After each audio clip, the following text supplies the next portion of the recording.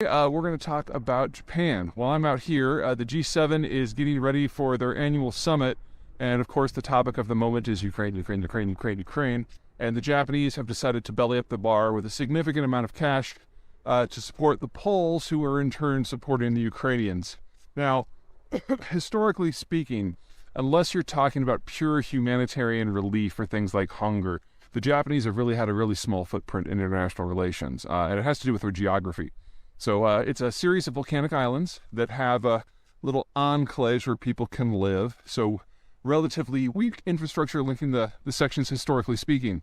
It's really only in the modern age that that's changed.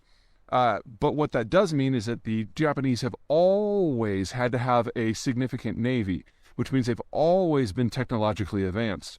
And when that is kind of how you knit your homeland together, you can imagine how advanced you feel when you go out and you interact with countries that don't have the infrastructure and don't have the navy and don't have the technology. So the Japanese have always had a bit of a superiority complex, and that led them to basically colonize and conquer a number of countries, including China and Korea and Taiwan over the ages, and led them in World War II to try to knock the U.S. out of the war by destroying the fleet at Pearl Harbor. Now, obviously, history went a different direction, and the United States showed that even when it was fighting a land battle in Europe, that it was still able to float and sail a superior navy to the Japanese, both in terms of technical acumen and tonnage. And so the Japanese were crushed in the war, and then, of course, that was punctuated with the 2 atomic blasts in Nagasaki and Hiroshima. Now, with that kind of in the back of your mind, you have to look forward. The Japanese know in their bones, as much as they know anything, that they will never be superior to the United States in terms of economic strength, naval power, and even now technology. They're a first world power. That is no joke. It's the second most powerful navy in the world. I'm not trying to talk them down. But they realize that there's a limit that they can't go past number 2 as long as the United States is in the game. And through the 50s and the 60s and the 70s and the 80s, you had this strain of nationalism in Japan that would talk about trying for it anyway, doing another chunk of World War II. Former Tokyo Mayor Ishihara, I hope I got that name right. Apologies if I didn't. Can't fact check out here. Advocated breaking the alliance and going its own way. Now, this was never viable. China is a naval power, and its economy is based on the import of raw materials, especially energy, and the export of finished goods. Sounds a little bit like China does it. And the United States was the power that was capable of patrolling the sea lanes and keeping commerce safe for the Japanese. But by the time we got to the 90s, a couple things had changed. Number one, Japan entered into a protracted financial crisis that I would argue they will never recover from. In kind of a weaker version, less intense version of the way that the Chinese do it, they'd print currency, they'd issue loans to everyone, they'd confiscate the savings of their population in order to make sure that there was sufficient investment and jobs so that no one would rebel. They didn't do this to the same just ridiculous stage that the Chinese have done, but it did build up trillions of dollars of equivalent of bad debt, and they have been trying to get out from under that since the 1990s. So really, since things broke back in 1989, roughly, the Japanese economy has barely grown at all. In fact, I think it's today less than 10% larger than it was 30 years ago. I think 1993 was the last year they had any meaningful growth.